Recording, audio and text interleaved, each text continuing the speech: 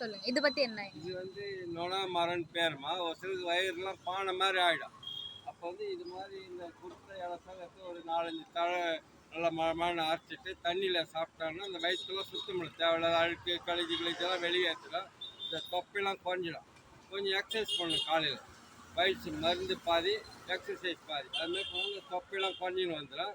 அதேமாரி இந்த காய் இருந்தாலும் அரைச்சி இந்த சுத்தண்ணியில் சுத்தண்ணியில் சாப்பிட்டாலும் இந்த வயிற்றுலாம் க்ளீன் பண்ணுறது. ஒரு சில மருந்து வசியம் பண்ணிட்டாங்கன்னு சொல்லுவாங்க.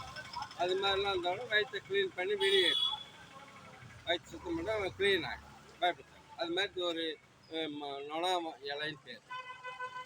அதுமாரி என்ன செய்யணும்னு வச்சாலும் அந்த காயை அரைச்சி பாலில் எல்லாம் சாப்பிட்டா வயிற்றெல்லாம் சுத்தம் பண்ணி வெளியே பால் மோரில் எல்லாம் சாப்பிடாது க்ளீன் பண்ணி. சரி.